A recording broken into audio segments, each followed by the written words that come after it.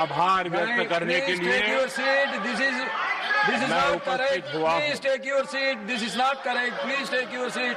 No. Please take your seat. आप बैठिए please. आप बैठिए please. Prime minister is on his legs. Please आप बैठिए. प्लीज आप बैठिए.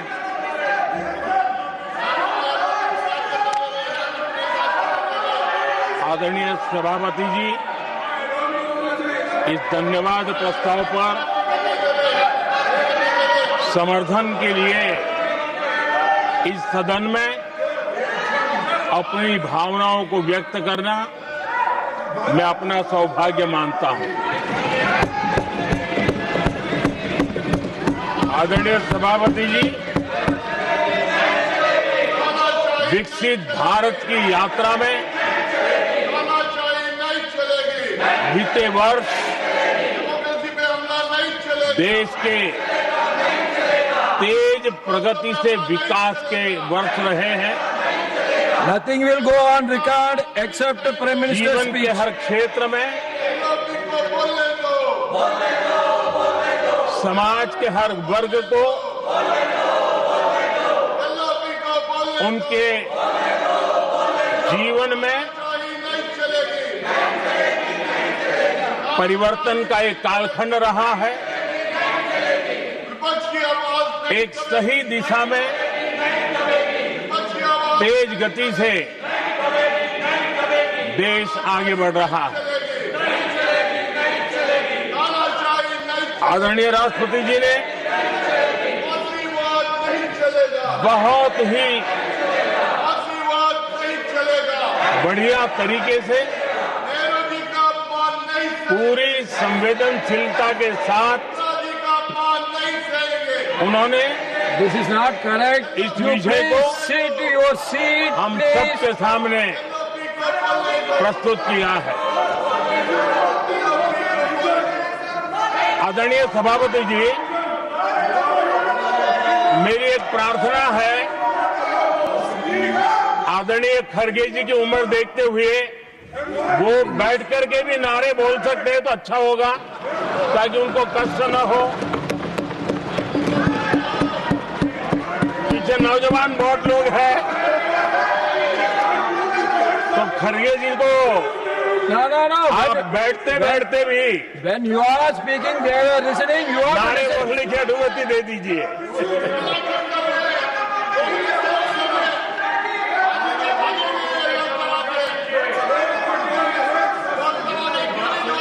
आदरणीय सभापति जी, राष्ट्रपति जी ने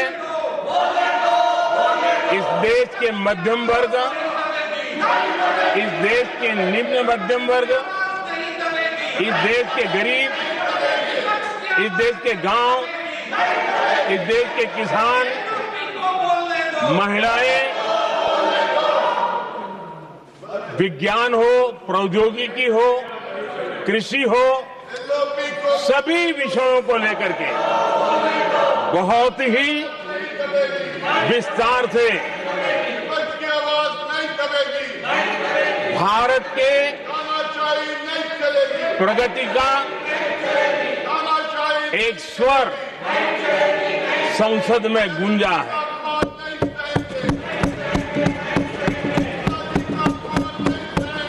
देश के नौजवान भारत के सामर्थ्य को कैसे आगे बढ़ा रहे हैं, इसकी भी विस्तार से चर्चा की है। हर वर्ग के सामर्थ्य को उन्होंने शब्दांकित किया है, और इतना ही नहीं, आदरणीय राष्ट्रपति जी ने भारत के उज्जवल भविष्य के प्रति एक विश्वास व्यक्त किया है। ये अपने आप में हम सबके लिए प्रेरक है। आदरणीय सभापति जी, 21वीं सदी का प्रथम क्वार्टर पूरा हो चुका है, लेकिन ये दूसरा क्वार्टर जैसे पिछली शताब्दी में भारत की आजादी के जंग में दूसरा क्वार्टर बहुत ही निर्णायक बना था। मैं साफ साफ देख रहा हूं कि विकसित भारत के निर्माण की दिशा में ये दूसरा क्वार्टर भी उतना ही सामर्थ्यवान होने वाला है, उतना ही तेज गति से आगे बढ़ने वाला है। और इसलिए आदरणीय सभापति जी, राष्ट्र का हर व्यक्ति ये महसूस कर रहा है कि एक अहम पड़ाव पर हम पहुंच चुके हैं। अब न हमें रुकना है, न हमें पीछे मुड़ करके देखना है। I will not go ahead to do what you are doing. आगे ही आगे देखना है। Please बैठिए। I am not going to let you से चलना है। You please बैठिए। और लक्ष्य को प्राप्त करके ही हमें सांस लेनी है, उस दिशा में हम आगे बढ़ रहे हैं। Nothing should go on without except the Prime Minister's speech.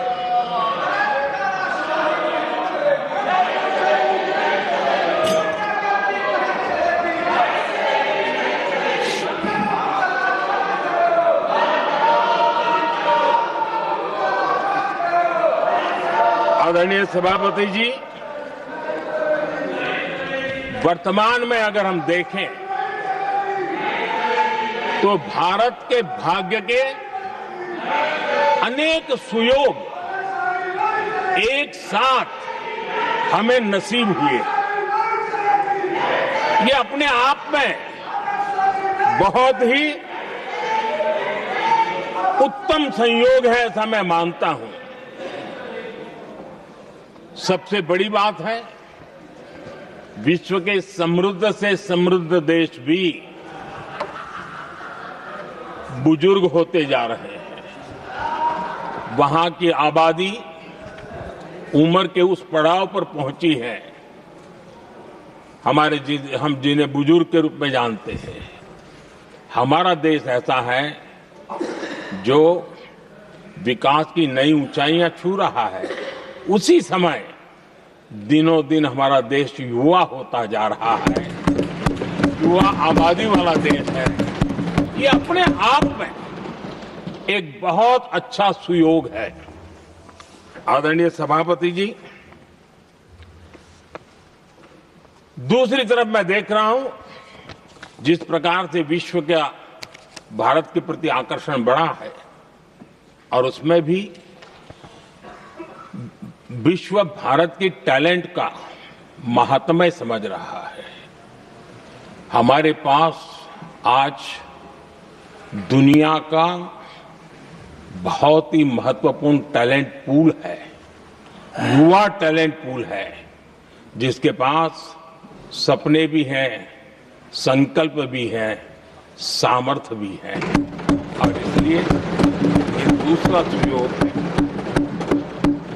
शक्ति का आशीर्वाद हमारे साथ है। आदरणीय सभापति जी, भारत आज विश्व में जो चुनौतियां पैदा हो रही है, उन चुनौतियों का समाधान देने वाला एक देश आशा की किरण बना हुआ है, और हम समाधान दे रहे हैं।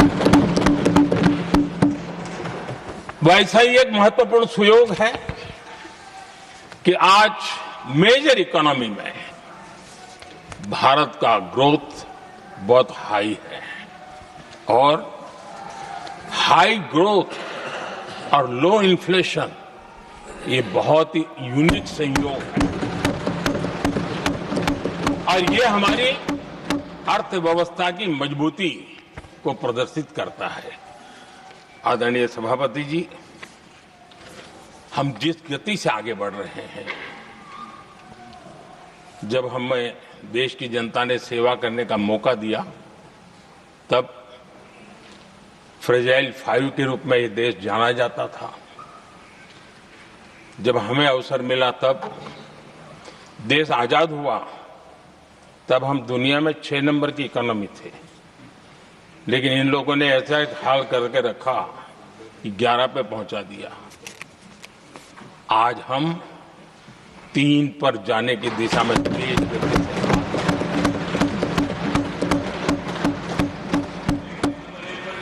आदरणीय सभापति जी, आज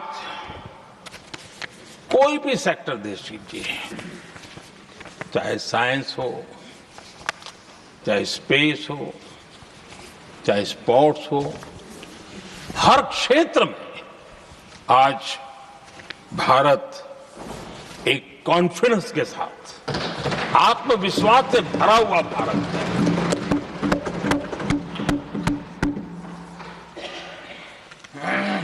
कोविड के बाद विश्व में जो स्थितियां पैदा हुई और ऐसी नई नई चीजें जुड़ती गई, आज दुनिया संभल नहीं पा रही है। ऐसे में साफ साफ नजर आ रहा है कि दुनिया एक नए ग्लोबल ऑर्डर की तरफ, नए वर्ल्ड ऑर्डर की तरफ आगे बढ़ रहा है। सेकेंड वर्ल्ड वॉर के बाद एक वर्ल्ड ऑर्डर बना था, अब एक नए वर्ल्ड ऑर्डर की तरफ विश्व बहुत तेजी से आगे बढ़ रहा है।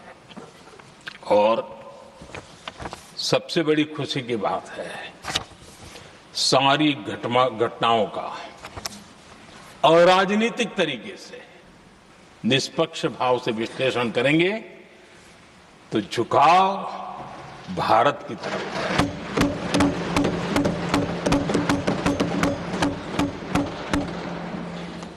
विश्व मित्र के रूप में, विश्व बंधु के रूप में आज भारत अनेक देशों का विश्वस्त पार्टनर बना है और हम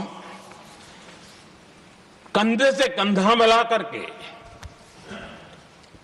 विश्व कल्याण की दिशा में भी अपनी उचित भूमिका निभा रहे हैं, अपने सामर्थ्य से सहाय भी कर रहे हैं। आदरणीय सभापति जी, आज पूरा विश्व ग्लोबल साउथ की चर्चा करता है, लेकिन उस चर्चा के सूत्रधार के रूप में आज भारत वैश्विक मंचों पर ग्लोबल साउथ की बुलंद आवाज बन गया है।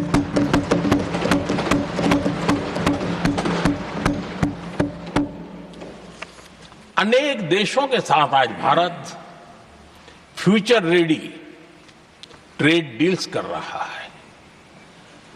पिछले कुछ ही समय में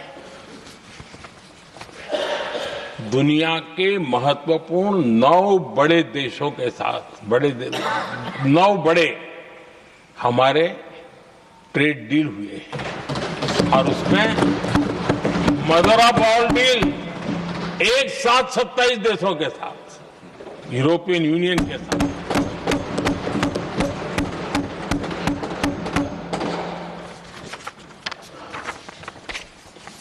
जो लोग थक गए,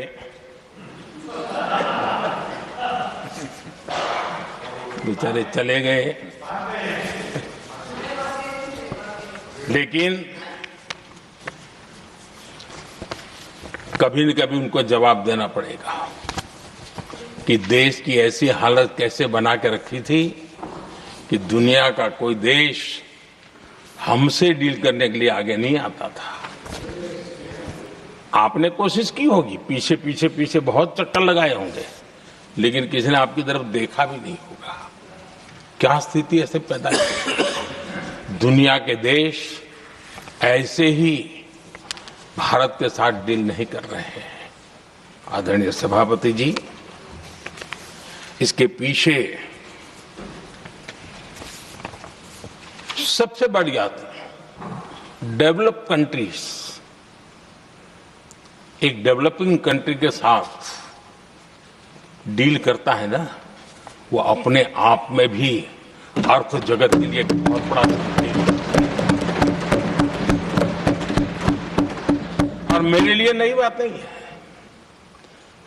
जब मुझे गुजरात में सेवा करने का अवसर मिला था तो मैं एक वाइब्रेंट गुजरात समिट करता था और मेरे लिए गर्व की बात थी कि एक स्टेट, हिंदुस्तान का एक स्टेट, मेरी इस वाइब्रेंट समिट के partner country, develop country Japan हुआ करता था। एक राज्य ने सामर्थ्य दिखाया था, आज मेरा देश है सामर्थ्य दिखा रहा है। ये तब होता है जब आपके पास आर्थिक सामर्थ्य हो, आपके पास आपके नागरिकों के अंदर, देशवासियों में एक ऊर्जा हो और खास करके मैन्युफैक्चरिंग के लिए एक मजबूत इकोसिस्टम हो, तब जाकर के विश्व आपके साथ डील करने के लिए आगे आता है। वोट बैंक की राजनीति में डूबे हुए लोगों ने कभी भी देश के ऐसे अनेक पहलुओं पर मजबूती देनी चाहिए, ये कभी उनकी प्राथमिकता नहीं रही और उसी का परिणाम है। और जहां तक कांग्रेस पार्टी का सवाल है, मैं साफ साफ कहना चाहता हूं और मेरे शब्दों पे भरोसा नहीं है तो मैं देश को, लोगों को कहूं कुछ मत करो, सिर्फ लाल किले से कांग्रेस के प्रधानमंत्रियों के जो भाषण है, सिर्फ उन भाषणों का एनालिसिस कर लो, आपको साफ साफ लगेगा कि न उनके पास कोई सोच थी, न उनके पास कोई विजन था और न ही कोई इच्छा शक्ति थी। और इसका परिणाम है कि देश को इतना भुगतना पड़ा। आदरणीय सभापति जी, मैं कोटि कोटि देशवासियों का आभारी हूं। उन्होंने सेवा करने का अवसर दिया। हमारी काफी शक्ति उनकी गलतियों को ठीक करने में जा रही है। दुनिया के मन में जो उनके समय की छवि है, उस छवि को धोने में मेरी ताकत लगती है। ऐसा बर्बाद करके रखा हुआ था और इस काम के लिए हमने फ्यूचर रेडी पॉलिसीज पर बल दिया है। और आज आपने देखा होगा, देश नीति के आधार पर चल रहा है, पॉलिसीज के आधार पर चल रहा है। एडोकिज्म को हमने त्याग कर दिया है और उसके कारण विश्व का विश्वास बनता है।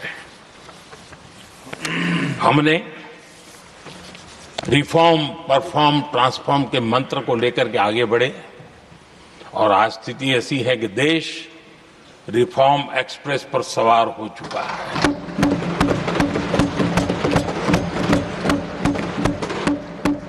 हमने स्ट्रक्चरल रिफॉर्म्स किए हैं, प्रोसेस से जुड़े रिफॉर्म्स किए हैं, पॉलिसीज में रिफॉर्म किए हैं। हमारा मैन्युफैक्चरिंग सेक्टर, हमारे उद्यमी ये सशक्त हो, भारत की हर चीज का वैल्यू एडिशन हो, उस दिशा में हमने प्रयास किया है। और मैं आज विश्वास के साथ कह सकता हूं, आज भारत विश्व के साथ स्पर्धा करने के लिए पूरी तरह तैयार है।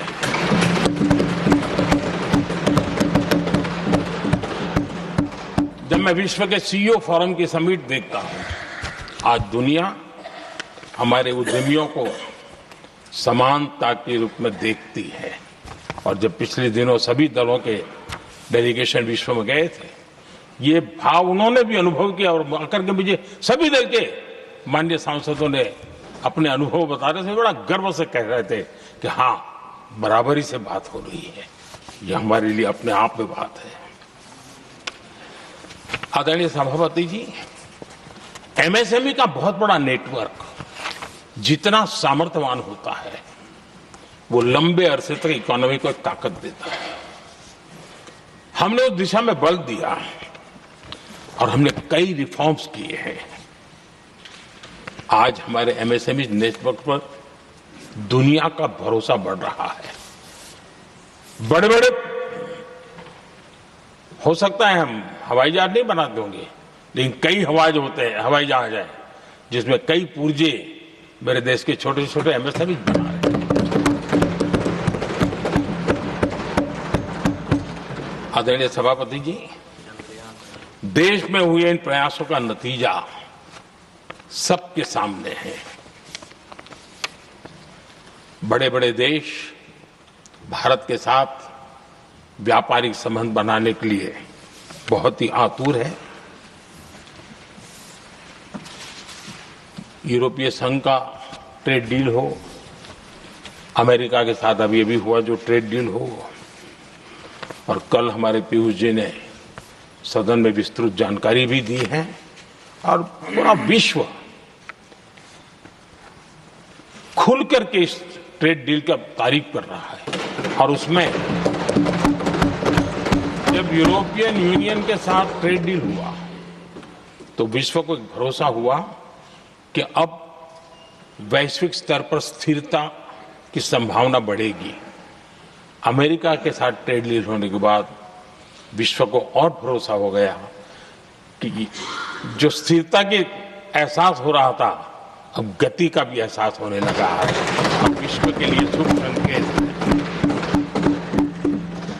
आदरणीय सभापति जी, इसका सबसे बड़ा लाभ हमारे देश के नौजवानों को होगा।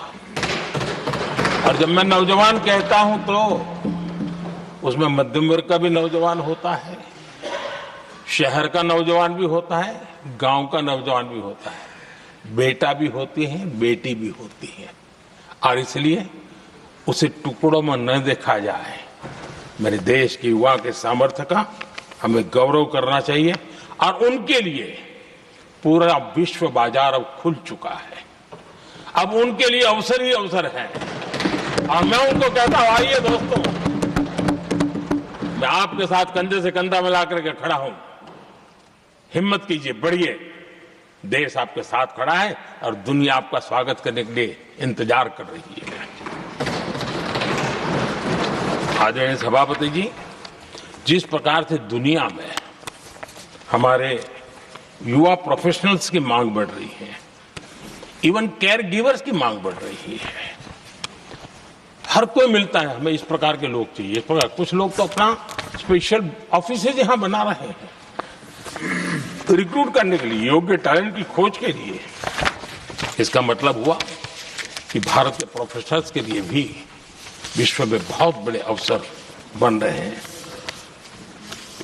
आदरणीय सभापति जी, ये संसद का उच्च सदन ये एक प्रकार से राज्यों का प्रतिनिधित्व करता है। और जो चर्चा की बारीकियां मैंने देखी, मेरा मन कहता है कि थोड़ा स्तर इसका ऊपर होना चाहिए था, और वहां से तो ज्यादा होना चाहिए। वो तो कितने साल तक सरकारों में रहे हैं, वहां से जरा चर्चा का स्तर ऊंचा होना चाहिए था। लेकिन उन्होंने ये मौका भी गंवा दिया। देश उन पर कैसे भरोसा कर सकता है। आदरणीय सभापति जी, मैं कल एक माननीय सदस्य को सुन रहा था। यूं तो वो अपने आप को राजा कहलाने में बहुत गर्व करते हैं, लेकिन वे आर्थिक असमानता की चर्चा कर रहे थे। बताइए, जो खुद को राजा माने और वो आर्थिक असमानता की बात करे, सबको लगता है कि क्या यही देखने के बाकी रह गए थे क्या? आदरणीय सभापति जी, हमारे टीएमसी के साथियों ने काफी कुछ कहा। जरा खुद तो अपने गरेबा में देखें। निर्मम सरकार पतन के जितने भी पैरामीटर्स हैं, उन सब पैरामीटर्स में नए नए रिकॉर्ड बनाते जा रहे हैं, और यहां उपदेश दे रहे हैं। क्या हाल करके रखा हुआ है। ऐसी निर्मम सरकार से वहां के लोगों का भविष्य अंधकार के अंदर डूब रहा है, लेकिन इनको कोई परवाह नहीं है। सत्ता सुख के सिवाय कोई आकांक्षा नहीं, और वे यहां उपदेश देते हैं। घुसपैठ। दुनिया का समृद्ध से समृद्ध देश भी अपने यहां गैर कानूनी नागरिकों को बाहर निकाल रहा है।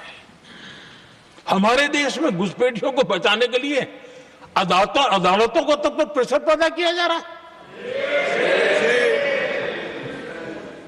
मेरे देश का नौजवान कैसे ऐसे लोगों को माफ करेगा जो घुसपैठियों की वकालत करने के लिए ताकत लगा रहे हैं? और घुसपैठिए मेरे देश के नौजवानों के हक छीन रहे हैं, उनकी रोजी रोटी छीन रहे हैं, आदिवासियों की जमीन छीन रहे हैं, बेटे बेटियों के जिंदगी पर खतरे पैदा हो रहे हैं। लेकिन उनके लिए महिलाओं पर अत्याचार होते रहे। सत्ता नीति के सिवा कुछ करना नहीं, और वो यहां पर हमें उपदेश दे रहे हैं। और ऐसे चिंताजनक सभी विषयों पर आंखें मूंद करके बैठे हुए वो लोग हैं। एक हमारे माननीय सदस्य काफी कुछ बोल रहे थे, जिनकी पूरी सरकार शराब में डूब गई, जिनके शीश महल घर घर में नफरत का कारण बन गए, और शायद उनको ब्लैक शब्द ज्यादा पसंद है। हर एक का अपना अपना एक भूतकाल होता है।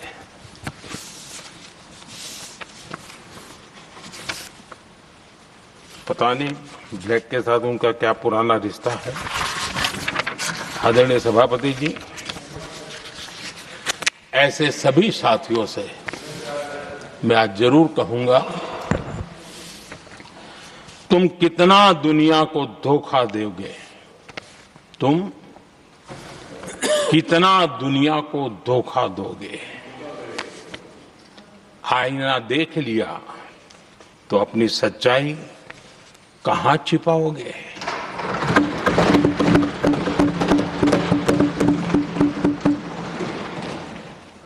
कांग्रेस हो, टीएमसी हो, डीएमके हो, लेफ्ट हो, ये दशकों से केंद्र में सत्ता में रहे हैं, सत्ता के भागीदार रहे हैं। राज्यों में भी उनको सरकारें चलाने का अवसर मिला है, लेकिन उनकी पहचान क्या बनी? आज डील की चर्चा होती है तो गौरव से कहते हैं, तब डील की चर्चा होती थी तो बॉफोर्स डील याद आता था। ये डील होते थे।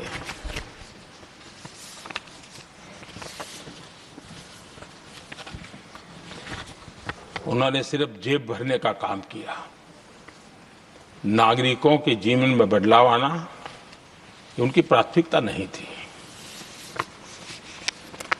आदरणीय सभापति जी, मैं कुछ उदाहरणों के साथ भी बात बताना चाहता हूं, क्योंकि यहां चर्चा में ये सारे विषय आए हैं और इसलिए मुझे कहना बहुत जरूरी है। अब एक उदाहरण देता हूं मैं बैंकिंग सेक्टर का। बैंकिंग सेक्टर एक प्रकार से अर्थव्यवस्था की ग्रिड होता है। 2014 से पहले फोन बैंकिंग का कालखंड था।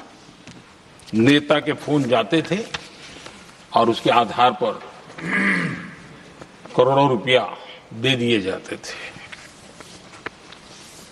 और गरीबों को तो बैंकों में दुत्कार मिलती थी, नफरत होती थी। देश की 50% से ज्यादा आबादी बैंक के दरवाजे तक नहीं देख पाई थी।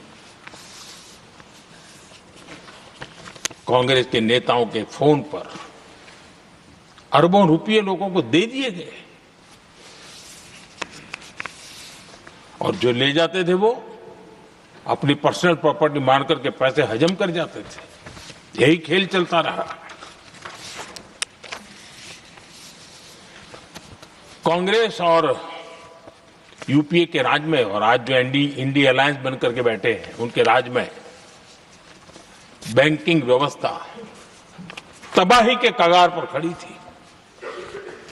मैं नया प्रधानमंत्री के पद का दायित्व मुझे मिला, मैं एक देश के मुखिया से मैं मिला, ऐसे ही बात कर रहा था। मैंने कहा बैंकिंग की दृष्टि से हम कुछ आगे बढ़ना चाहिए। उन्होंने कहा पहले एक बार साहब जरा, अभी आप नए हो, आपके बैंकों की व्यवस्था का अध्ययन कर लीजिए।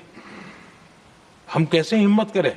एक देश के नेता ने कोई एक जानकारियां थी, उसने मुझे बताया, यहां इनको कोई परवाह ही नहीं। यानी एक प्रकार से उन्होंने जिस प्रकार से बैंकिंग व्यवस्था को, एनपीए के पहाड़ खड़े हो गए थे। जहां भी देखो चर्चा चलती थी, एनपीए का क्या होगा, एनपीए का क्या होगा, कैसे बचेंगे। आदरणीय सभापति जी, चुनौती बड़ी थी, लेकिन हमने समझदारी से काम लिया। बैंकिंग व्यवस्था के सब कर्ता धर्ताओं को विश्वास में लिया।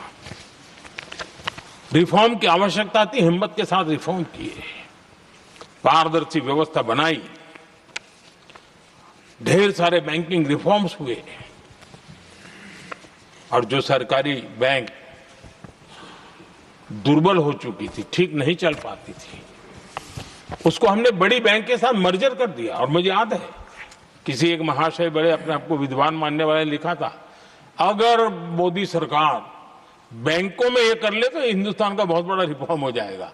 वो काम मैंने आते ही कर दिए थे। आदरणीय सभापति जी, और इन सारी चीजों का नतीजा हुआ, बैंकों में जो बीमारी घर कर गई थी, उस बीमारी से बैंकों को मुक्ति मिली। बैंकों का स्वास्थ्य सुधरा, लगातार सुधरा, अभी भी तेजी से आगे दौड़ रहे हैं। और बैंकिंग का जब स्वास्थ्य सुधरा तो लेन देन का कारोबार भी उनका बढ़ा, लोगों को पैसे मिलने लगे, सामान्य व्यक्ति को पैसे मिले।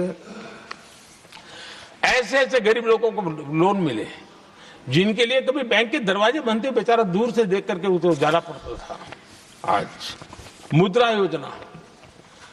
योजना जो देश के नौजवान को अपने पैरों पर खड़े रहने की ताकत देता है, मुद्रा योजना जो स्वरोजगार की प्रेरणा देता है, लेकिन स्वरोजगार के भाषण के काम नहीं होता है, उसका हाथ पकड़ना पड़ता है, उसको साथ देना पड़ता है, उसको सहाय देनी पड़ती है।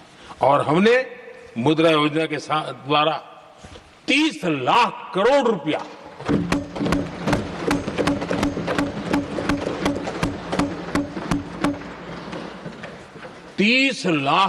रुपया से ज्यादा लोन मुद्रा योजना के माध्यम से और बिना गारंटी देश के नौजवानों के हाथ में दिया, और उन्होंने अपने कारोबार को आगे बढ़ाया। और गर्व की बात है, उसमें बहुत बड़ी मात्रा में माताएं बहनें भी हकदार बनी, लाभार्थी बनी।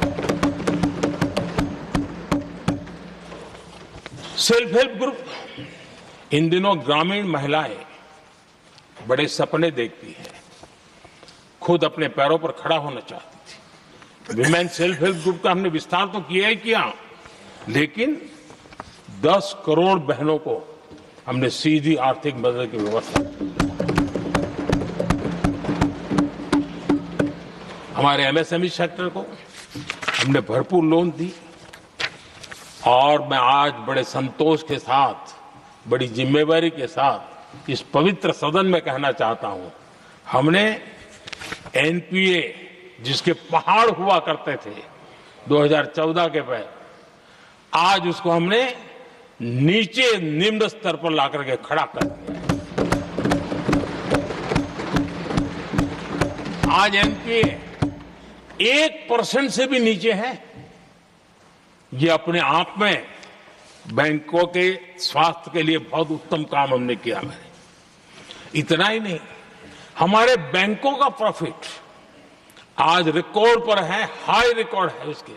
ये अपने आप में देश की अर्थव्यवस्था को ताकत देने के लिए, बैंकिंग व्यवस्था मजबूत होती है तो बाकी अर्थव्यवस्था को भी मजबूती मिलती है। उस काम को कहेगा। आदरणीय सभापति जी, मैं एक और उदाहरण देना चाहता हूं। हमारे पीएसयूज आमतौर पर पीएसयू के संबंध में ये मान्यता बन चुकी थी, वो बनते ही है बीमार होने के लिए, वो बनते ही हैं बर्बाद होने के लिए, वो बनते ही हैं बंद होने के लिए। हमने इस पूरी मानसिकता को हकीकतों के आधार पर बदलने में सफलता प्राप्त की है। और ये लोग पीएसयूज को लेकर के कितनी गलत बातें फैलाते थे। अर्बन नक्सल की तरह ऐसे पीएसयूज के दरवाजे के बाहर मजदूरों की मीटिंग करके भड़काने का पाप करते थे, गुमराह करने का काम करते थे। इन्होंने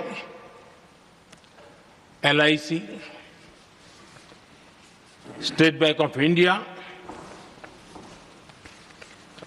और भी एचएएल, ऐसे हर एक को बड़ा भला बुरा और इतना भद्दे तरीके से,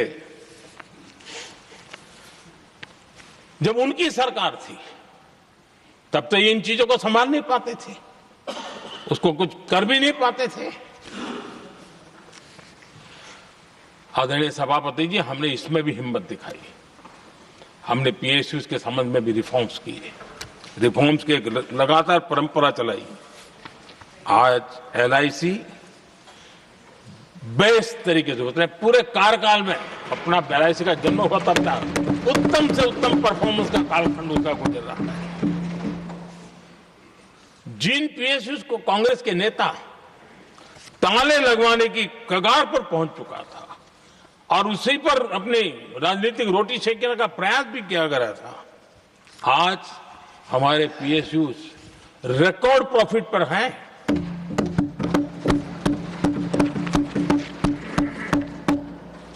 इतना ही नहीं, वे अपने परफॉर्मेंस से मेक इन इंडिया को भी गति दे रहे हैं।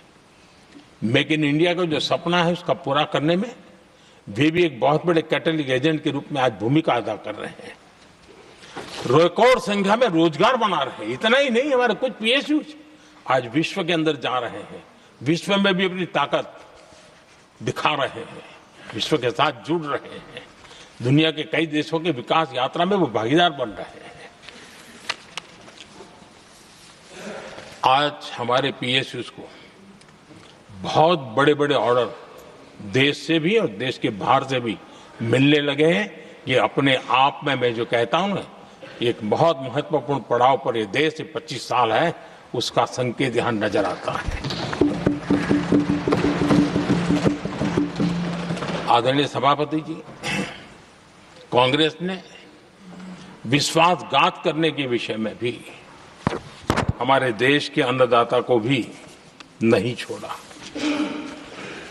इस देश में 10 करोड़ किसान ऐसे हैं जिनके पास 2 हेक्टेयर से भी कम जमीन है, छोटे किसान हैं।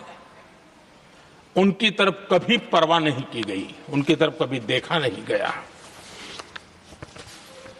नहीं उनके दिमाग में ये छोटे किसानों का कोई महात्मा था। उनको लगता है कुछ बड़े लोगों को संभाल लिया तो गाड़ी चल जाएगी, और यही राजनीति करते रहे। आदरणीय सभापति जी, हमारे दिल में छोटे किसान के प्रति एक दर्द था। हम जमीनी हकीकतों से परिचित थे और उसी के कारण हम पीएम किसान सम्मान निधि योजना लेकर के और आप इतने कम समय में हमारे इन छोटे किसानों के खाते में 4 लाख करोड़ रुपया हमने दिया है। 4 लाख करोड़ रुपया आंकड़ा छोटा नहीं होता है आदरणीय सभापति जी, और उसने हमारे छोटे किसानों को एक नई ताकत दी है, नए सपने देखने का सामर्थ्य दिया है। और मुझे पक्का विश्वास है कि हमारा किसान उस दिशा में जरूर भारत की आशा अपेक्षा के अनुरूप परिणाम देगा।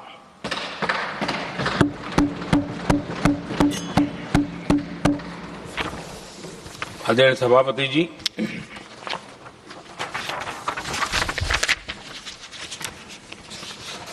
यहां कुछ साथियों ने इम्प्लीमेंटेशन के संबंध में शिकायतों का भाषण काफी किए। शायद वो तय करके आए थे कि ऐसा ऐसा बोलना है, तो इसमें तो उनका ऐलान दिखता था, बाकी में तो नहीं दिखता है। आदरणीय सभापति, जब ये इम्प्लीमेंटेशन को लेकर के इतनी बड़ी बड़ी बातें करते हैं, मैं एक जरा किस्सा सुनाता हूं। मैं किसी का भला बुरा कहने के लिए नहीं कर रहा हूं, मैं सिर्फ हकीकत है रख रहा हूं। परेशानी जिनको होगी उनको होगी, लेकिन तथ्य तो तथ्य ही होते हैं। हमारे देश के एक नेता हिमाचल प्रदेश के दौरे पर देते हैं और वहां से आने के बाद उन्होंने खुद ने ये घटना कहीं सुनाई, रिकॉर्ड पर उपलब्ध है। उसमें उन्होंने कहा,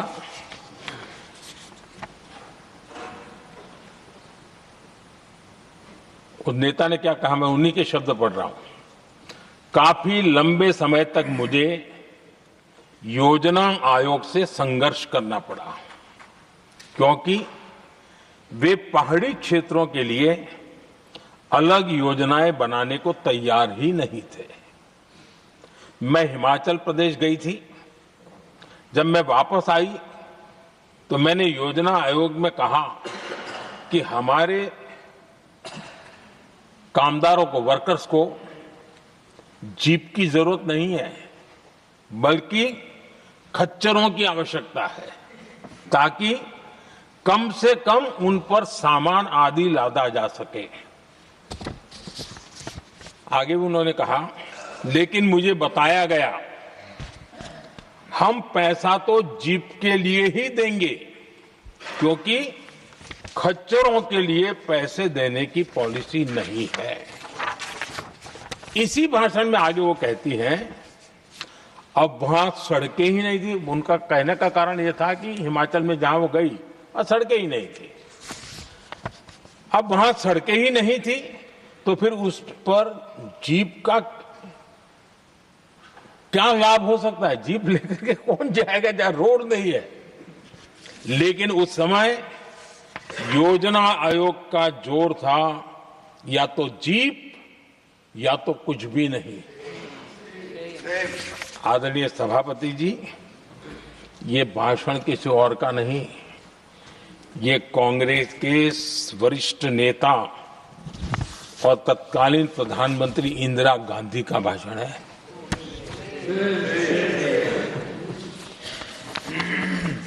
कांग्रेस के लंबे शासनकाल में यही कार्यशैली रही, और जिसको इंदिरा जी खुद जानती भी थी कि ये पाप चल रहा है, लेकिन इस कार्य संस्कृति को सुधारने के लिए उन्होंने कोई कदम नहीं उठाया। और इंदिरा गांधी जिस प्लानिंग कमीशन की धज्जियां उड़ा रही थी, उसके जन्मदाता उनके स्वयं के पिताजी थे। और प्लानिंग कमीशन को बना और इंदिरा जी ने जब कहा, उसके बीच में 2 दशक बीत चुके थे, लेकिन हाल यही था। और 2014 तक सब दुखी थे, सब परेशान थे, सब गलती देख रहे थे, लेकिन सुधार करने की तैयारी नहीं।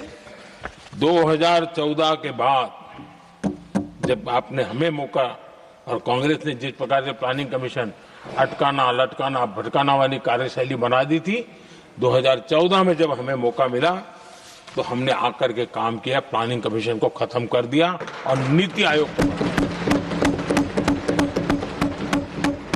आज नीति आयोग बहुत तेज गति से काम कर रहा है। अब देखिए एस्पिरेशनल डिस्ट्रिक्ट, वो भी एक बड़ा प्रेरक उदाहरण है। और मैं तो देख रहा हूं कि डेवलपिंग कंट्रीज के लिए, विकास के लिए एक मॉडल के रूप में वैश्विक संस्थाएं इसको अनुमोदन दे रही है। ये एस्पिरेशनल डिस्ट्रिक्ट की ये सफलता बनी है।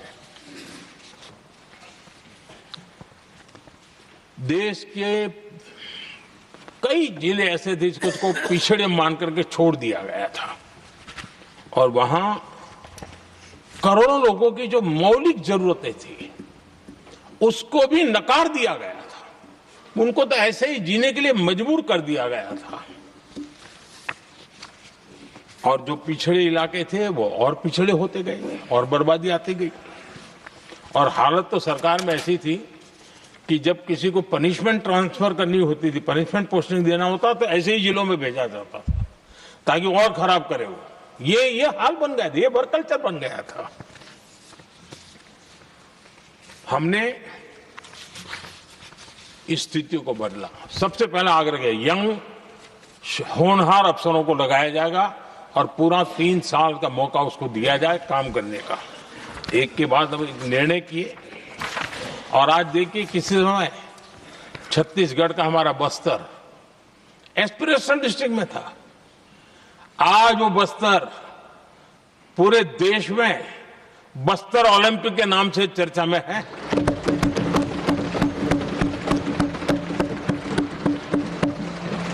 आज विकास की धारा बस्तर के गांव-गांव पहुंच रही है। अभी कुछ गांवों में पहली बार बस देखी, पूरे गांव ने उत्सव मनाया बस्तर में। ये परिस्थितियां छोड़ करके गए हुए हैं लोग और यहां पर पता नहीं किस प्रकार से देश को कहां ले जाना चाहते हैं लोग। आदरणीय सभापति जी, इंप्लीमेंटेशन क्या होता है, ये एस्पिरेशनल डिस्ट्रिक्ट एक बहुत बड़ा शानदार उदाहरण है। ऐसे तो सैकड़ों उदाहरण हैं, लेकिन मैं कहने के लिए इसको उल्लेख कर रहा हूं। कांग्रेस के हमारे साथियों को ये जो बदलाव आ रहा है उसमें इंप्लीमेंटेशन नजर नहीं आ रहा है। और उनका तो एक ही वो प्लानिंग कमीशन वाला मॉडल है, जीप और खच्चर वाला मॉडल, यही वो लोग जानते हैं, उससे आगे कुछ नहीं जानते। और ये इंप्लीमेंटेशन कैसे करते हैं, मेरा जन्म नहीं हुआ था उसके पहले सरदार वल्लभ भाई पटेल ने नर्मदा नदी पर बांध बांधने की कल्पना की। विषय तो पक्का हो गया, सरदार साहब नहीं रहे, खैर नेहरू जी ने शिलान्यास किया। अब इंप्लीमेंटेशन देखिए इनको। मेरा जन्म नहीं हुआ था जब इसकी कल्पना की गई थी और प्रधानमंत्री बनने के बाद मैंने उसका उद्घाटन किया, ये हाल है।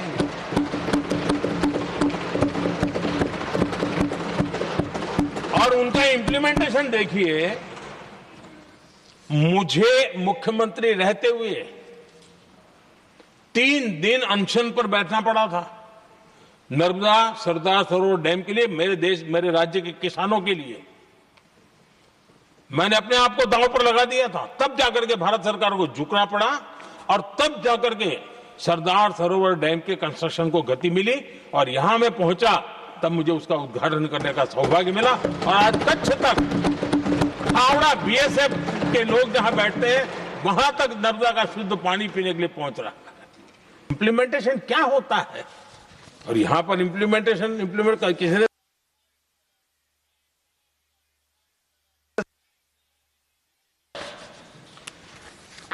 हमने कांग्रेस की कार्यशैली को बदलने के लिए जब मैंने देखा कई ऐसे काम थे अटके पड़े हुए, कोई पूछने वाला नहीं थे फाइलों में, और पॉलिटिकल फायदे के लिए अनाउंसमेंट कर दिए, दिए जला दिए, पत्थर लगा दिए, करना कुछ नहीं। आखिरकार मैंने एक टेक्नोलॉजी वाला प्लेटफॉर्म बनाया यहां आकर के, प्रगति के नाम से। ये प्रगति प्लेटफॉर्म का मैं उदाहरण देता हूं, आप हैरान हो जाएंगे। मुझे एग्जैक्ट याद नहीं है, लेकिन शायद हिमाचल में एक ट्रेन उन्होंने पार्लियामेंट में घोषित की थी, शायद ऊना और कोई। मेरे आने तक वो कागज पर भी उसका ड्राइंग नहीं बना था, बताओ, और चुनाव जीतने के लिए वो घोषणा कर दी।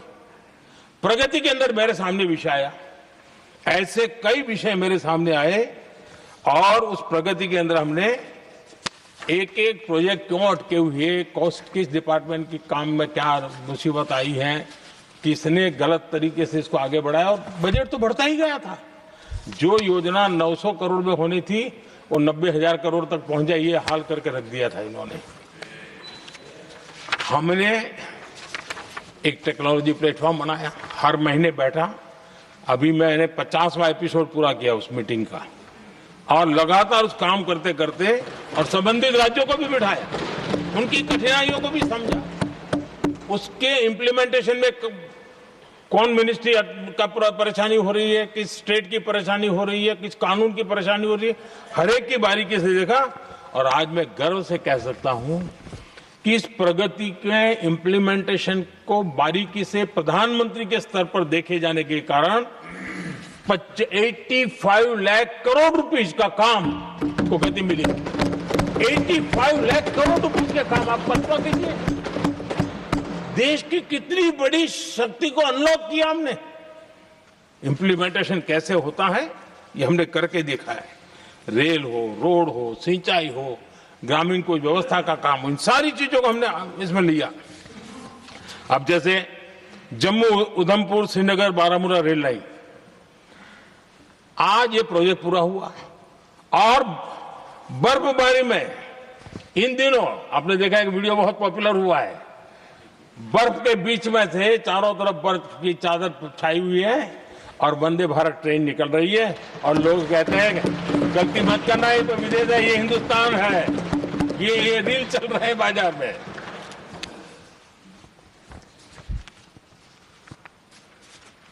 लेकिन 3 दशक तक यही प्रोजेक्ट लटका हुआ था। 3 दशक, 30 साल, आप कल्पना कर सकते, 2 पीढ़ी आगे बढ़ जाए, ये यहीं के अटके पड़े थे।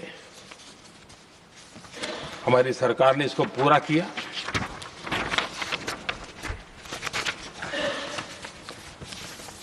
आदरणीय सभापति जी, मैं असम की बात करता हूं और कोई ये मत सोचो कि मैं चुनाव है इसलिए बोल रहा हूं। इनके पाप है इसलिए मुझे कहना पड़ रहा है।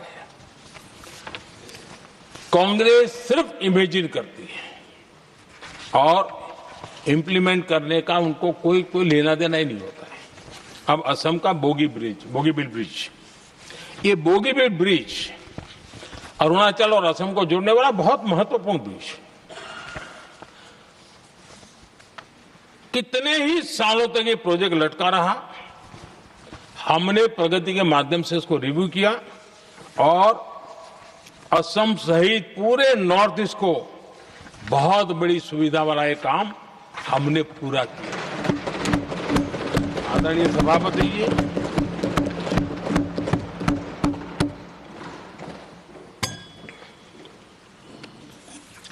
इंप्लीमेंटेशन की बातें जब करते हैं तो एक बार हमारे पास तो तथ्यों के साथ चीजें हैं कि हमने चीजों को समय पर पूरा करने की दिशा में आगे बढ़े। और इन दिनों तो जो काम कर रहे हैं समय से पहले हो रहा है। हमने पूरी दुनिया को कहा था कि हम 2030 तक यहां पहुंचेंगे सोलार में, हमने वो काम 2025 में कर दिया। हमने इथेनॉल का समय तय किया था, हम उसमें भी 2-3 साल पहले ही काम पूरा कर लिया। तो एडवांस में हम काम पूरा करने का इंप्लीमेंटेशन की ताकत हमारे से उससे भी ज्यादा है। आदरणीय सभापति जी, भाजपा हो, एनडीए हो, हमारा अप्रोच, चीजों की तरफ देखने का हमारा दृष्टिकोण, समस्या के समाधान के लिए हमारी सोच और कांग्रेस के बीच में आसमान जमीन का अंतर है, बहुत फर्क है। मैं आपको उदाहरण देता हूं। हमारी सोच यह है कि 140 करोड़ देशवासी ये इतने सामर्थ्यवान हैं कि वह चुनौतियों को समाधान दे सकते हैं। ये हमारी सोच है, हमारा भरोसा है देशवासियों पर, उनके सामर्थ्य पर हमारा भरोसा है और यही लोकतंत्र की भी सच्ची ताकत होती है। लेकिन कांग्रेस देशवासियों को ही समस्या मानती है। अब मैं इनका इतना बोल करके छोड़ दूंगा तो आज पता नहीं रात को उनको नींद नहीं आएगी और गालियां कल कैसी दे उसका प्लानिंग चलेगा। लेकिन मैं उदाहरण के साथ बताना चाहता हूं किस प्रकार से लोग सोचते थे देशवासियों के लिए।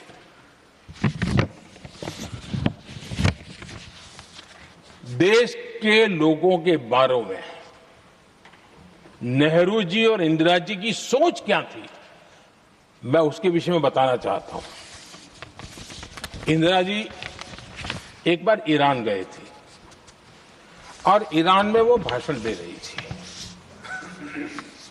और उस भाषण में उन्होंने नेहरू जी के साथ जो बातचीत हुई थी उसका उल्लेख किया। खुद ने कहा है, उन्होंने कहा, और मैं जो इंदिरा जी ने कहा था उसको कोट कर रहा हूं, जब किसी ने मेरे पिताजी से पूछा, यानी नेहरू जी से पूछा कि उनके सामने कितनी समस्याएं हैं, तो उन्होंने उत्तर दिया था 35 करोड़। नेहरू जी ने जवाब दिया था कि उनके सामने कितनी समस्याएं हैं, बोले 35 करोड़। उस समय हमारे देश की जनसंख्या थी 35 करोड़। अब आगे देखिए, 35 करोड़ देशवासी नेहरू जी को समस्या लगते थे। ऐसा कोई मुखिया हो सकता है क्या जी? और इस बात का उदाहरण देते हुए इंदिरा जी ने आगे कहा कि आज देश की जनसंख्या 57 करोड़ है, इसलिए मेरी समस्याओं की संख्या भी उतनी ही बड़ी है। यानी पिताजी को 35 करोड़ समस्या वाले देशवासी लगते थे, अब 57 करोड़ उनको समस्या। कोई ऐसा हो सकता है जो अपने ही देशवासियों को समस्या माने? ये फर्क है उनकी सोच और हमारी सोच में, ये फर्क है उनके अप्रोच और हमारे अप्रोच में।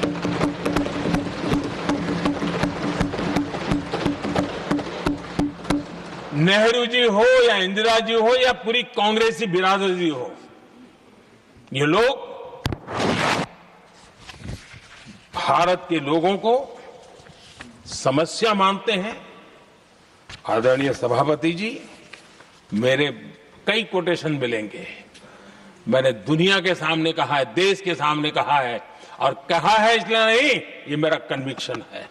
अरे चुनौतियां कितनी ही क्यों ना हो, 140 करोड़ समाधान हमारे पास है।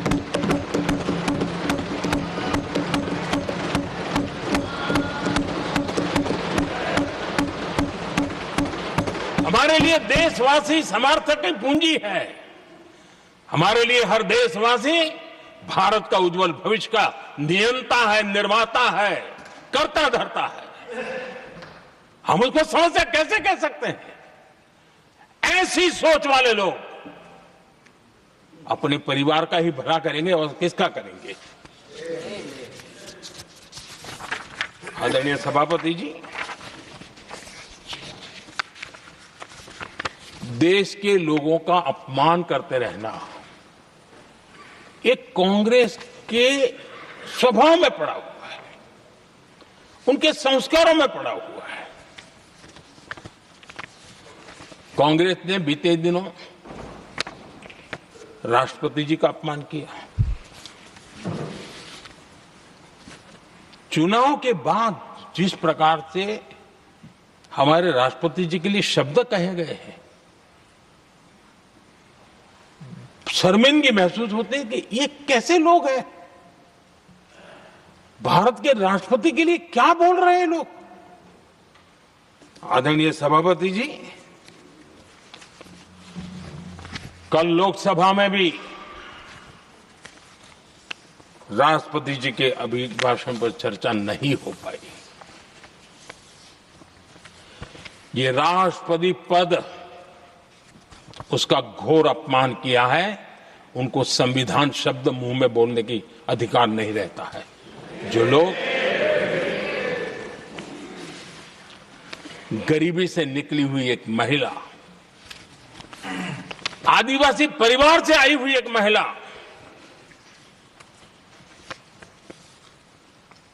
जब आपने लोकसभा में जो व्यवहार किया है, आपने आदिवासी समाज का अपमान किया है, आपने महिला का अपमान किया है।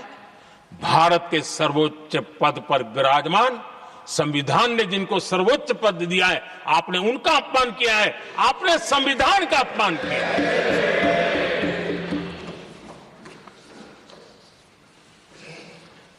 आदरणीय सभापति जी, उनको कुछ भी लगता हो,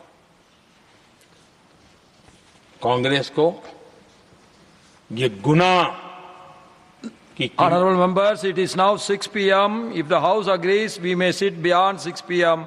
till disposal of the motion of thanks and the presidential address, do I have the leave of the House to extend the sitting beyond 6 p.m.? Thank you. आदरणीय सभापति जी, समय बढ़ाने के लिए मैं आपका और सदन का बहुत आभार व्यक्त करता हूं।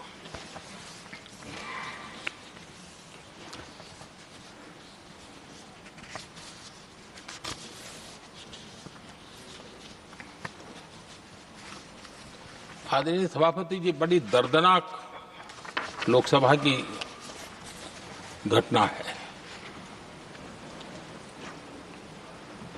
और शायद हताशा निराशा तो हम समझ सकते हैं, लेकिन इसके लिए देश के पवित्र लोकतंत्र के मंदिर को ही इस रूप में कर देना, और उस समय चेयर पर असम के ही हमारे एक माननीय सांसद बैठे थे और उस समय कागज फेंके गए, टेबल पर चढ़ दिया गया। क्या ये नॉर्थ ईस्ट का अपमान नहीं है? क्या असम के नागरिकों का अपमान नहीं है? कल फिर दोबारा किया उन्होंने, और उस समय आंध्र के दलित परिवार का बेटा चेयर पर बैठा था, उसको भी अपमानित किया। यानी आपने नॉर्थ ईस्ट का अपमान, चेयर में बैठा अपमान करो। आंध्र के एक दलित परिवार का बेटा चेयर पर बैठा, उसका अपमान करो। सदन ने इनको काम दिया हुआ है, सबने मिलकर के काम दिया हुआ है, लेकिन वो दलित समाज से आते हैं, इसलिए आप अपमान करते हो।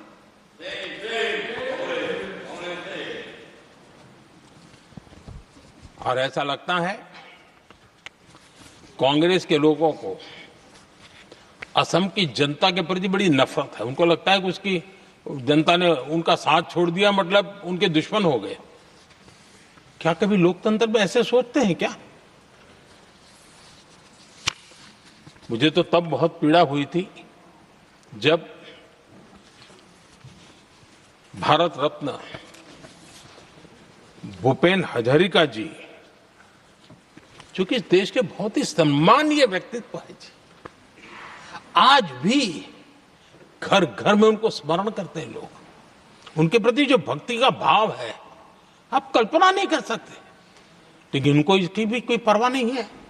और जिस प्रकार से, और हमारा सौभाग्य था कि हमने भूपेन हजारिका जी के देश के लिए जो उनका योगदान था, नॉर्थ ईस्ट जैसे इलाके से पूरे देश को अपने वाणी से, अपने विचारों से, अपनी अभिव्यक्ति से बांध के रखा था। हमने भारत रत्न देने का निर्णय किया,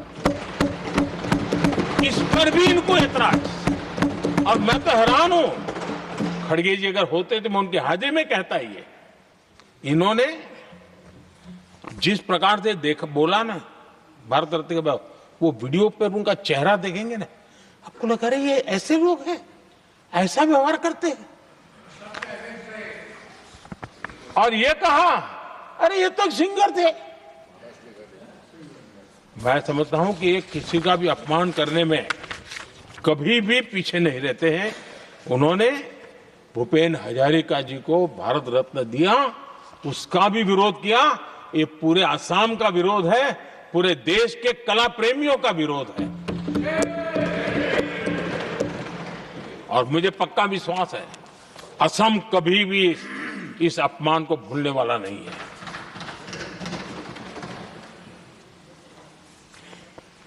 आदरणीय सभापति जी, कल जो घटना घटी,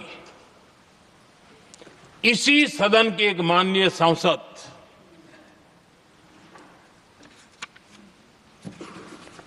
कांग्रेस के शातिर दिमाग जिनका है, ऐसे एक युवराज ने उनको गद्दार कह दिया। अहंकार कितनी सातवें आसमान पर पहुंच चुका है इनका। और कांग्रेस को छोड़कर के कितने ही लोग निकले हैं कांग्रेस के कितने टुकड़े हुए हैं, कई लोग दूसरे दलों में गए हैं, लेकिन औरों को तो किसी को गद्दार नहीं कहा उन्होंने। लेकिन कल सांसद को गद्दार इसलिए कहा क्योंकि वो सिख थे। ये सिखों का अपमान था, एक गुरुओं का अपमान था। और कांग्रेस के अंदर जो कूट कूट करके सिखों के प्रति नफरत भरी पड़ी है ना, उसका वो अभिव्यक्ति थी। और इसी सदन के माननीय सांसद है वो, और उनको जरा भी दर्द नहीं, वरना आज खड़े होकर के कह सकते थे कि कल जो हुआ इसी सांसद की गरिमा के अनुरूप नहीं था, हमें खेद है, एक शब्द तो बोल लेते।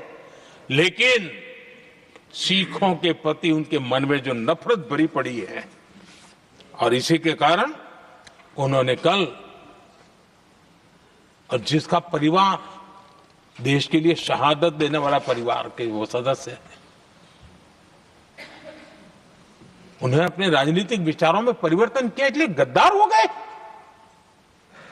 और एक गद्दार शब्द छोटा नहीं है। मेरे देशवासी को कोई गद्दार कहे, ये कैसे देश सहन करेगा? और वो भी एक सिख है इसलिए गद्दार कहना बहुत दुर्भाग्य की बात है। और ऐसे लोग कांग्रेस को नहीं डुबाएंगे तो क्या करेंगे?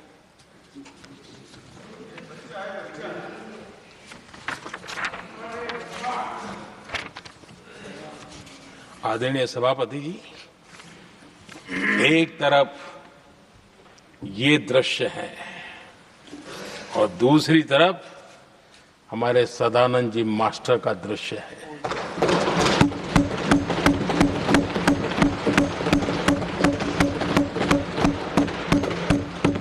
राजनीतिक विद्वेष के कारण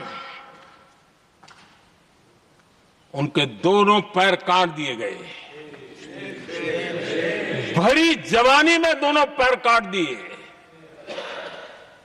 कटे हुए पैर से जिंदगी गुजार रहे हैं, लेकिन संस्कार इतने ऊंचे हैं कि वाणी में भी अपशब्द नहीं निकलता है, बर्तन में भी कटुता नजर नहीं आती।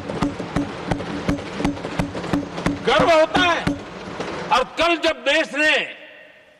जब उनका पहला भाषण हो रहा था सदन में, और उन्होंने जब अपने बेंच पर आपसे इजाजत लेकर के अपने कटे हुए पैर के लिए वो जिस नीम का उपयोग करते हैं, आर्टिफिशियल नीम का, उन्होंने जब रखा, वो दृश्य देश के लिए पीड़ादायक था कि इस देश में ऐसा ही बंधारण की बातें करने वाले इंडिया अलायंस के लोग, और ये इंडिया अलायंस पूरा जिम्मेवार है इसके लिए,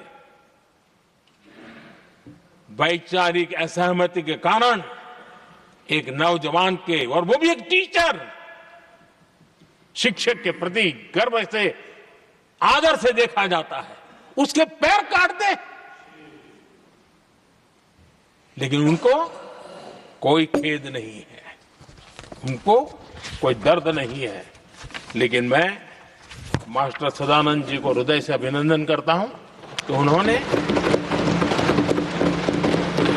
जिस प्रकार से इतनी भयानक हमले के बाद भी देश की सेवा का अपना व्रत जारी रखा, और आज देश की नीति निर्धारण में अंदर अपना योगदान दे रहे हैं। ये गर्व की बात है। और ऐसे लोगों के सहारे हम राजनीति में जीते हैं, काम करते हैं, देश के लिए जीने मरने की प्रेरणा मिलती है। ये संस्कार हमें पाए हैं, ऐसे लक्षावधि कार्यकर्ताओं के तब से पाए हुए हैं। आदरणीय सभापति जी,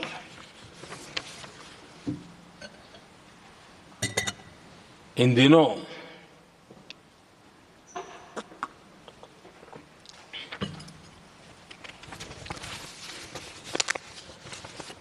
और वैसे कांग्रेस के हमारे साथियों का मुझ पर जरा विशेष प्रेम है, वो स्पेशल प्रेम है। और जब मैं जिम्मेवारी जो मिली है उसके तहत, और जिम्मेवारी न मिलती तो भी देश के लिए जीना तुमने सीखा है। हम विकसित भारत की जमीन मजबूत कर रहे हैं, उसको एक ताकत दे रहे हैं। एक तरफ देश के युवाओं के लिए मजबूत जमीन तैयार कर रहा हूं, तो कांग्रेस मोदी की कब्र खोदने के कार्यक्रम करवा रही है। और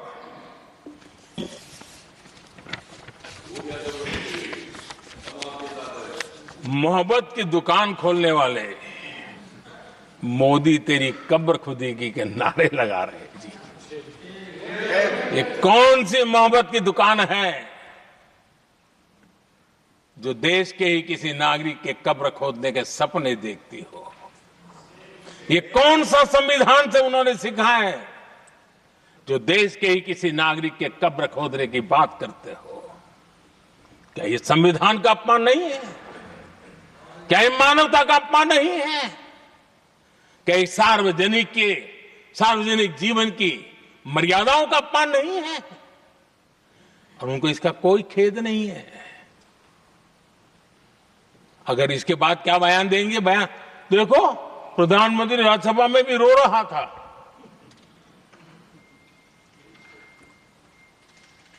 किस प्रकार के संस्कार और वृत्तियों से पले बड़े लोग हैं ये। आदरणीय सभापति जी, मेरे लिए कोई अनुभव मेरा बहुत पुराना है। 2002 से जब वे विपक्ष में थे तब से, और 2004 से जब वो सत्ता में आए तब से, और 2014 से मैं जब यहां आया तब से, पिछले 25 साल से संसद का एक भी सत्र ऐसा नहीं गया, मोदी संसद का सदस्य नहीं था, एक भी सत्र ऐसा नहीं गया जिसमें इस सदन के अंदर मोदी को गाली देने का काम न किया हो इन लोगों ने। 25 साल। और मुझे किसी ने पूछा था, मोदी जी आपके स्वास्थ्य का क्या राज है? मैंने कहा मैं डेली 2 किलो गाली खाता हूं।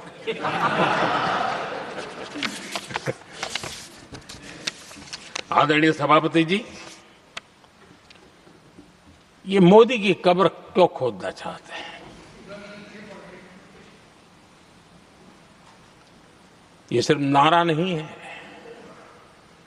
ये इनके भीतर पड़ी हुई नफरत का प्रतिबिंब है, इसकी अभिव्यक्ति है। और वे इसलिए हैं, हमने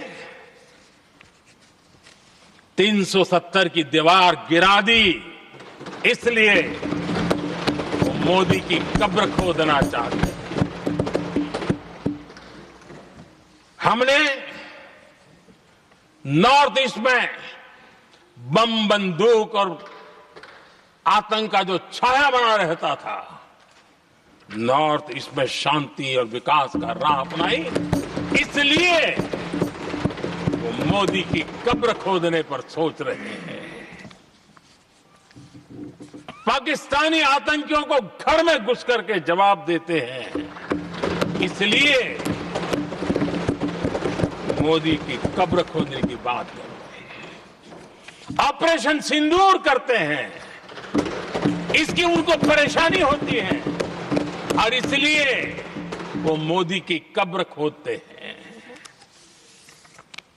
माओवादी आतंक से देश को मुक्ति दिलाने के लिए साहसपूर्ण कदम उठा रहे हैं, इसलिए मोदी की कब्र खोदती है आपको। हमें नेहरू जी ने देश के साथ बहुत बड़ा अन्याय किया था, सिंधु जल समझौता करके। उस सिंधु जल समझौते को हमने एबेंस में डाल दिया। क्या इसलिए आप मोदी की कब्र खोदने के नारे लगा रहे हो? आदरणीय सभापति जी, कांग्रेस की परेशानी कुछ और है। ये पचा नहीं पा रहे कि मोदी यहां तक पहुंचा कैसे, और उनकी परेशानी बढ़ती जा रही है कि भाई पहुंचा तो पहुंचा, लेकिन अब तक टिका क्यों है? और इसलिए वे एक ही रास्ता उनके लिए बचा हुआ लग रहा है कि मोदी तेरी कब्र खुदेगी। आदरणीय सभापति जी, ये तो मान करके बैठे थे। उनका लोकतंत्र, संविधान के कोई लेना देना नहीं। उनको तो लगता है कि प्रधानमंत्री पद उनके परिवार की जागीर है, उस पर कोई और बैठ नहीं सकता। ये जो उनके भीतर में नफरत पड़ी हुई है ना, मोहब्बत की दुकान में जो आग भरी पड़ी हुई है ना, उसका परिणाम है। और इसीलिए कोई क्यों बैठा, हमारा पैतृक अधिकार था, इसलिए मोदी की कब्र खोदने का नारा लेकर के वो चल रहे हैं। आदरणीय सभापति जी, कांग्रेस के शाही परिवार को देश ने दशकों तक अवसर दिया है। ऐसा नहीं है, देश ने आपके लिए भी अपना भविष्य दांव पे लगाया था, लेकिन आपने गरीबी हटाओ के नारे लगाए, गुमराह किया। लाल किले पर से कांग्रेस के एक भी प्रधानमंत्री के भाषण में गरीबी हटाने की बात ना आई हो, ऐसा नहीं हुआ है। लेकिन किसी भी प्रधानमंत्री ने गरीबी हटाने के लिए क्या किया, वो एक बार भी नहीं आया। वो नारे से अधिक कुछ नहीं था उनका। और मोदी ने रास्ता अपनाया गरीब को एम्पावर करने का, गरीब को सशक्त करने का। और मेरे देश के गरीबों को मैं सलाम करता हूं, उन्होंने देश की योजनाओं को समझा, स्वीकारा और अपने सामर्थ्य को बढ़ाने के लिए प्रयास किया। मैं देश के गरीबों का गौरवगान करता हूं कि हमारी नीतियों पर भरोसा करके, हमारी नीयत पर भरोसा करके उन्होंने भी अपने आप को खपाने के लिए कोई कमी नहीं रखी। और 25 करोड़ मेरे गरीब परिवार के भाइयों ने गरीबी को परास्त किया और खुद गरीबी से बाहर आए हैं। मैं उनको सलाम करता हूं। मेरे 25 करोड़ देशवासी जो निराशा में पड़े हुए थे, दूर एक आशा की किरण दिखाई दी, उठ खड़े हुए और आज हमारे साथ चल पड़े। आदरणीय सभापति जी, 2014 के पहले इम्प्लीमेंटेशन की बातें करते थे। हमारे यहां सैकड़ों लोग रेलवे क्रॉसिंग पर मरते थे। स्कूल की बस रेलवे क्रॉसिंग से जा रही है, 20-20, 25-25 स्कूल के बच्चे मरने की खबरें आती थी।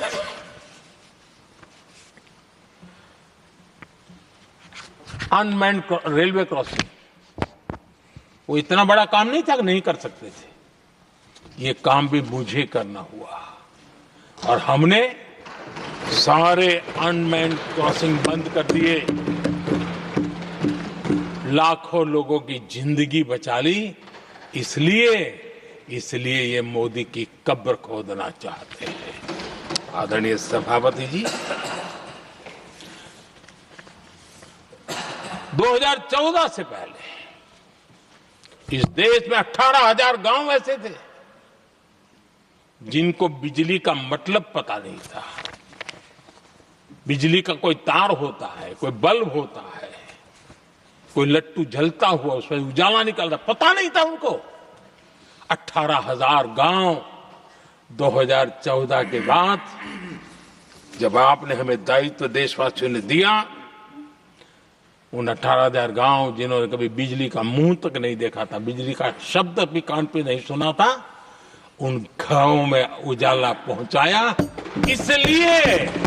इसलिए इनको मोदी की कब्र खोदने के सिवाय अब कोई रास्ता नहीं दिख रहा है। आदरणीय सभापति जी, वो भी एक वक्त था जब देश में बार बार खबरें आती थी, मीडिया में हेडलाइन हुआ करती थी, सरहद की स्थिति के संबंध में बयान आते थे, गोला बारूद नहीं है, बुलेट प्रूफ जैकेट नहीं है, बर्फ के बीच खड़ा है, बर्फ में खड़े रहने के लिए जो जूते चाहिए वो जूते तक नहीं उसके पास, ये खबरें आती थी। हमने देश के जवानों के लिए खजाने खोल दिए, देश के जवानों को जो चाहिए वो देने की दिशा में चल पड़े, और इसलिए वो चाहते कि अब तो कोई रास्ता बचा नहीं है, बस कब्र खुदेगी मोदी की, यही एक रास्ता उनके लिए बचा है। आदरणीय सभापति जी, एक बार उत्तर प्रदेश के वर्तमान मुख्यमंत्री जी ने सदन में भाषण करते करते वो रो पड़े थे। दिमागी बुखार के कारण बच्चे, अनगिनत बच्चे मर रहे थे। इनको कभी सूझा नहीं कि इस दिमागी बुखार से मुक्ति दिलाई जा सकती है। आदरणीय सभापति जी, आंख की बीमारी ट्रकोमा, लोग परेशान होते थे, आंखें चली जाती थी, और विज्ञान प्रगति कर चुका था, हो सकता था, वो नहीं कर सकते थे। हमने दिमागी बुखार से भी मुक्ति दिलाई और हमने ट्रकोमा से भी देश के लोगों की आंखें बचाई। यही सफलताएं हैं, यही संवेदनशीलता है, समाज के लिए जीने मरने का यही संकल्प है। पल पल, तिल तिल समाज के लिए बिताना, घिसना, झलना, वो उनको परेशान कर रहा है। तब जाकर के मोदी तेरी कब्र खुदेगी, ये मंत्र लेकर के चल रहे हैं, ये सपने देख करके चल रहे हैं, और बातें लोकतंत्र की करते हैं। मोहब्बत की दुकान के साइन बोर्ड लगाते हैं। क्या सार्वजनिक जीवन में ऐसी नफरत होती है? आदरणीय सभापति जी,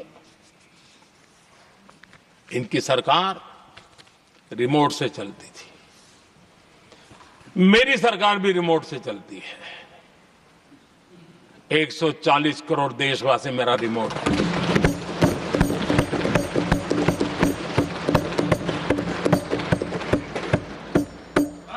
एक 140 करोड़ देशवासियों के सपने, 140 करोड़ देशवासियों की आकांक्षाएं, देश के नौजवानों के संकल्प, इनके लिए हम जीते हैं, इनके लिए सरकार चलाते हैं।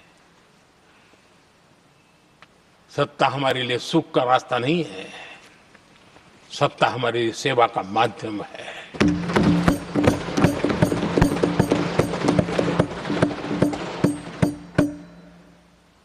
मुद्रा योजना, लाखों करोड़ों की मदद मिली, स्वरोजगार को बल दिया। कांग्रेस ने कभी स्टार्टअप कल्चर को प्रमोट ही नहीं किया।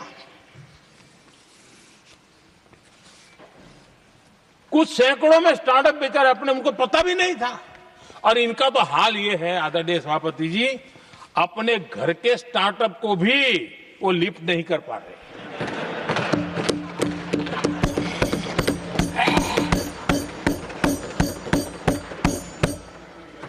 और हमारी सरकार में आज 2 लाख से ज्यादा स्टार्टअप है। और जब सफलता एक के बाद एक जन सामान्य के दिलों को जीतती है ना, तब जाकर के उनके पास एक ही रास्ता बचा है, मोदी तेरी कब्र खुदेगी। लेकिन उस हमारा याद कीजिए, बीएसएनएल को लेकर के चुटकुले चलते थे, कार्टून बनते थे। आज स्वदेशी 4G स्टैक हमने खड़ा कर दिया। 5G दुनिया में सबसे तेज गति से रोल आउट करने का काम हमने कर दिया। कम्युनिकेशन की नई जनरेशन, नई टेक्नोलॉजी, नई सोच, इसको हमने आगे बढ़ाया। और इसलिए दर्द जुबान पे आ रहा है, मोदी तेरी कब्र खुदेगी। आदरणीय सभापति जी, गरीब की सेवा ये मेरा सौभाग्य है। 4 करोड़ गरीबों को पक्के घर देना मैं जीवन में सुकून मानता हूं। बिजली, पानी, गैस का सिलेंडर, टॉयलेट की सुविधा, मुझे लगता है कि हाँ, परमात्मा ने मुझे सही दिशा में काम करने की प्रेरणा दी है। पहली बार गांव की महिला गर्व से कह रही है, हाँ मैं लखपति दीदी बनी हूं, तो दूसरी कह रही है इस साल तक मैं लखपति दीदी बन जाऊंगी। जो बन गई है उनको जब पूछता हूं, नहीं बोले साहब अब तो करोड़पति के लिए सोच रहे हैं। ये जो मिजाज बदला है, जो आत्मविश्वास बढ़ा है, और ऐसे देश के कोटि कोटि जनों के आशीर्वाद जिस इंसान पर हो, कोटि कोटि माताओं बहनों का जिस पर रक्षा कवच हो, नारे कितने ही लगा लो, कब्र तुम नहीं खोद पाओगे। ये देश की शक्ति, आशीर्वाद रूपी कवच, माताओं बहनों का मेरे प्रति जो भाव रहा है, जिस श्रद्धा भाव से मैंने माताओं बहनों की सेवा करने का काम किया है, जिनको कोई पूछता नहीं था उसको मोदी पूजाता है। यही करना है, और ये आशीर्वाद ही है जो इनको चूभते हैं, और इसलिए कब्र खोदना चाहते हैं। आदरणीय सभापति जी, चोरी करना जिनका पुश्तैनी धंधा है, जिन्होंने एक गुजराती की सरनेम भी चुरा ली,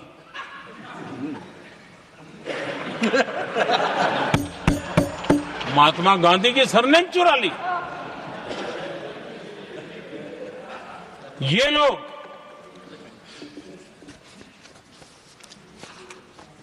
और देश की जनता इतनी समझदार कि ऐसी पटक देती है, ऐसी पटक देती है लोगों को। आदरणीय सभापति जी, हम एक विकसित भारत का सपना लेकर के चले, और आज वो सपना देश के लोगों की ऊर्जा के कारण संकल्प में बदल चुका है। आज कहीं पर भी जाइए, हर कोई ये कहता है कि 2047 तक विकसित भारत बनना है, और मैं हैरान हूं, कुछ हमारे साथी सदन में इतने निराशावादी, इतने जमीन से कटे हुए लोग, बदलती हुई दुनिया से अनभिज्ञ लोग, पता नहीं क्या बोल रहे हैं। वो कहते हैं हम मोदी ये भी 2047 की क्या बोल रहा है, 2047 किसने देगा है? हमारे देश के लिए, आजादी के लिए जो लड़ते थे, जो फांसी के तख्त पर चढ़ जाते थे, जो लाठियां खाते थे, गोलियां खाते थे, जो काला पानी की सजा के लिए अंडमान निकोबार की सेल्यूलर जेल में जिंदगी बिता देते थे, लक्षावधि नौजवान अपने पढ़ाई का, भविष्य का सोचे बिना, कोई परवाह किए बिना सिर्फ देश के लिए सोचने के लिए निकल पड़े थे।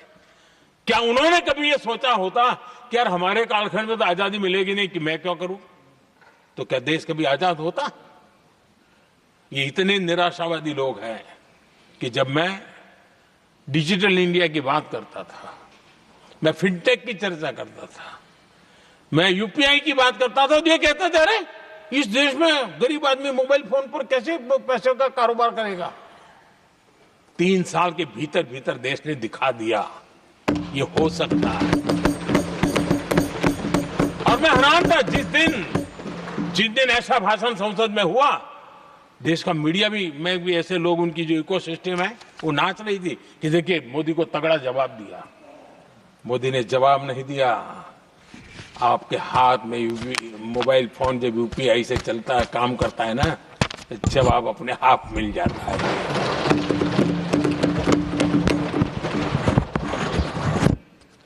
आदरणीय सभापति जी, कांग्रेस के समय एक व्यंग चला करता था और आमतौर पर कहा और सीरियस नेचर की चर्चा में भी आता था, हंसी मजाक में भी आता था। इंडिया मिस द बस, ये कॉमन वर्ड हो चुका भाई, मौका गंवा दिया, बाजी हाथ से चली गई। इंडिया मिस द बस, ये हमेशा होता था। आदरणीय सभापति जी, आज भारत कोई बस मिस नहीं कर रहा है, आज भारत काफिले का नेतृत्व कर रहा है।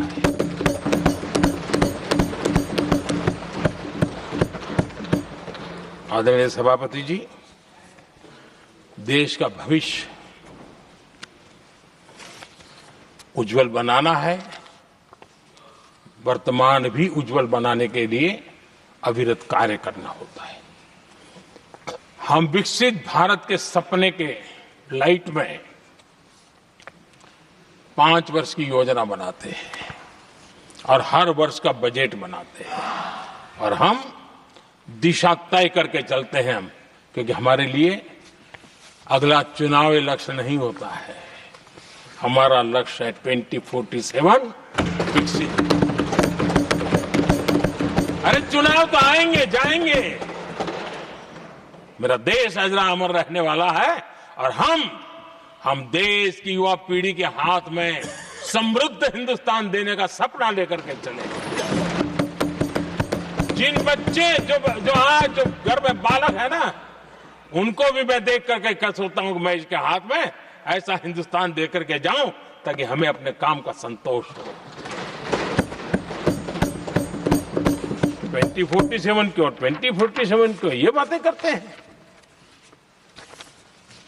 आदरणीय सभापति जी, आज जिस प्रकार से हम इनिशिएटिव लिए, चाहे स्पेस हो, साइंस हो, टेक्नोलॉजी हो, समंदर की गहराई हो, जल थल नभ अंतरिक्ष, हर क्षेत्र में नए संकल्प, नई ऊर्जा, नए कदम और नई सिद्धियों को लेकर के देश आज आगे बढ़ रहा है।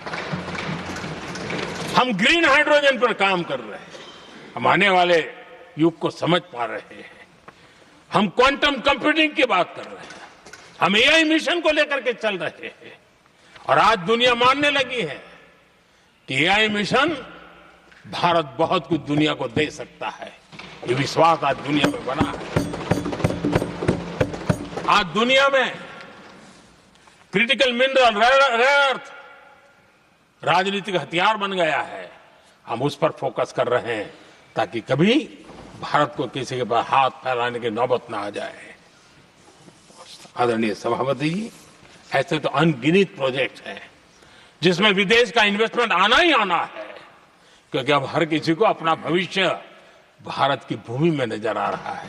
हर किसी को अपना भविष्य भारत के टैलेंट के भरोसे नजर आ रहा है। हर किसी को भविष्य भारत के उज्जवल भविष्य के साथ खुद के उज्जवल भविष्य को जोड़ करके दिखता है। और इसलिए दुनिया आज विकसित भारत की बात हम क्यों कर रहे हैं, जिनके दिमाग में नहीं पड़ता है, दुनिया को समझ आ रहा है कि भारत ने सही दिशा पकड़ी है। चलो अब चर्चा वहां चल रही है कहीं हम बस न चुक जाए। कल तक चर्चा चलती थी इंडिया बस मिस करता है, अब दुनिया को लगता है अब हम लेट न हो जाए, वहां आने की स्पर्धा चल रही है। आदरणीय सभापति जी, आने वाला समय भारत के लिए अवसरों से भरा हुआ है, भारत के नौजवानों के लिए अवसरों से भरा हुआ है। भारत के उज्जवल भविष्य के लिए मैं पूरी संभावनाएं रेखांकित कर सकता हूं, मैं देख सकता हूं और उसके दिशा में नीतियां बनाकर हम आगे चल रहे हैं। हम इसको और मैं चाहता हूं, मेरे देशवासियों को निमंत्रण देता हूं और मैं देशवासियों को आज सदन से भी कहना चाहूंगा, मैंने मन की बात में भी इसका उल्लेख किया था, मैं यहां पर सभी माननीय सांसदों से भी कहूंगा कि आप भी अपने अपने क्षेत्र में से लोगों को बताइए, जब दुनिया भर में इतने अवसर पैदा हुए हैं, उसको स्थायित्व तब मिलता है जब हम उत्तम प्रकार की चीजों को लेकर के जाए, हम क्वालिटी को कॉम्प्रोमाइज न करें। मुनाफा कम क्यों न हो, लेकिन क्वालिटी को हम निरंतर उत्तम करते जाएंगे। इनोवेशन करना पड़ेगा, करेंगे। रिसर्च करना पड़ेगा, करेंगे। प्रोडक्ट में मटेरियल बदलना पड़े तो बदलेंगे, लेकिन हम दुनिया में क्वालिटी की दृष्टि से उत्तम हो, तब जाकर के जो आज राजनीतिक दृष्टि से जो निर्णय होते हैं, उसका बेनिफिट लेने के लिए हमने पीछे नहीं रहना चाहिए। मेरे देशवासियों से मैं आज यही आग्रह करूंगा कि आप क्वालिटी के विषय में मेरा साथ दीजिए, क्वालिटी में कॉम्प्रोमाइज न करिए। आप देखिए, दुनिया सिर्फ और सिर्फ made in India, made in Bharat, made in India, made in Bharat, इसके लिए गीत गाने लग जाएगी। आदरणीय सभापति जी, मैं कांग्रेस के मित्रों का भी आज आभार व्यक्त करता हूं कि कम से कम मुझे, उनको पता था, पहले प्रयोग कर चुके थे। पिछले 10 साल में मुझे 5-6 बार इस प्रकार से बोलने से रोका गया, लेकिन उनको मालूम था एक बार शुरू होता हूं तो रुकता नहीं। और मैंने कहा था एक बार एक अकेला, तो अब अनुभव से सीख गए हैं कि इसमें कोई दाल गलने वाली नहीं है, तो समझदारी से काम लिया और ऐसी समझ उनको निरंतर मिलती रहे, ये भी मैं प्रार्थना करता रहूंगा। आदरणीय सभापति जी, मैं राष्ट्रपति जी के उद्बोधन में योगदान देने वाले सभी सांसदों का भी आभार व्यक्त करता हूं। जो भी उत्तम विचार यहाँ प्राप्त हुए हैं, उत्तम विचार देश की प्रगति में जरूर काम आएंगे, ऐसा मैं विश्वास देता हूं। और आदरणीय राष्ट्रपति जी का इस संबोधन के लिए मैं हृदय से आभार व्यक्त करते हुए मेरी वाणी को विराम देता हूं। बहुत बहुत धन्यवाद।